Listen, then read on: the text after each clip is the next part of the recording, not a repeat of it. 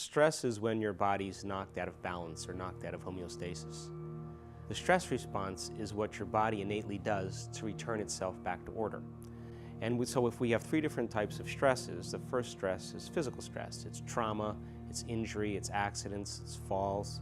And then you have chemical stress, flus, pesticides, pollutants, hormones in food, blood sugar levels. And then you have emotional stress, which is family tragedies, traffic jams, internet connections, second mortgages, single parenting.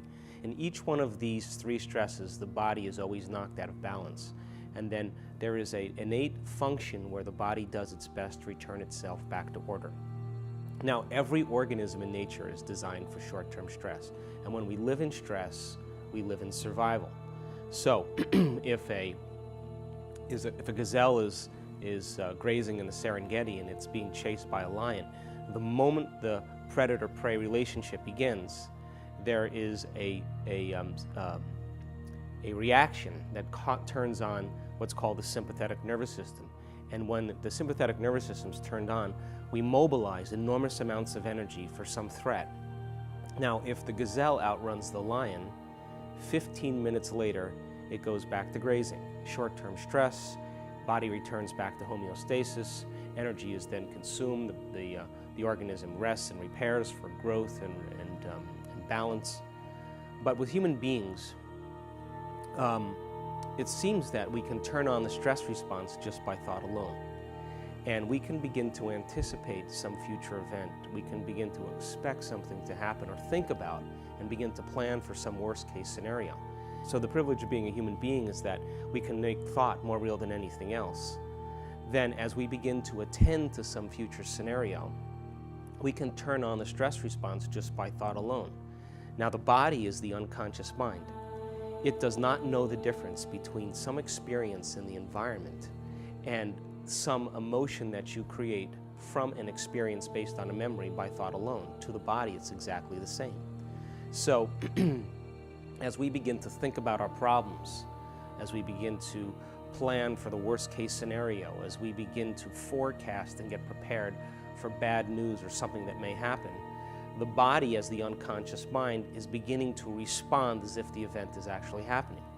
Now, if we turn on the stress response and we can't turn it off, now we're headed for disease.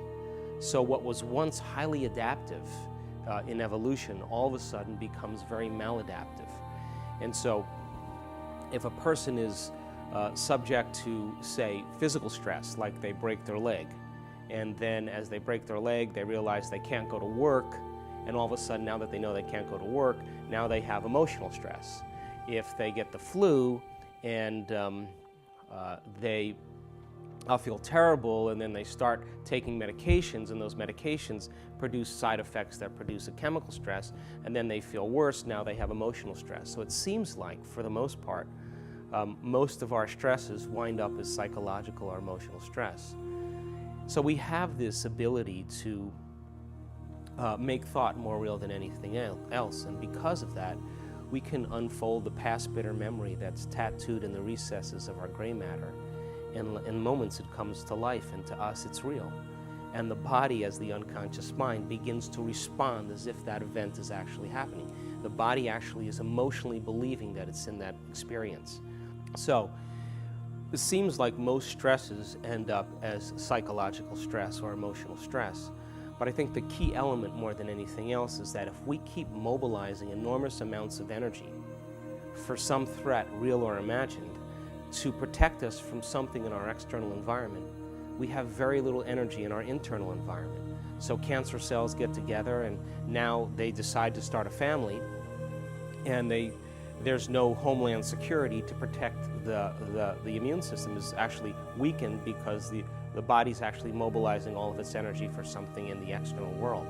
So there's a compromise between the internal world and the external world when we're living in stress. And what happens is there's no energy for long-term building projects. There's no energy for growth and repair because the body's living in a constant state of emergency. So if you look at then the redundancy of those particular actions, physical stress, physical trauma, emotional stress, chemical stress. It's those three things where the body actually never has a chance to recover back to order, and that imbalance becomes the new balance, and it begins to create disease. If you look at some of the latest research that's being done just on the stress response and stress in general, we know for an absolute fact that the chemicals of stress begin to dysregulate and downregulate the genes that begin to create disease.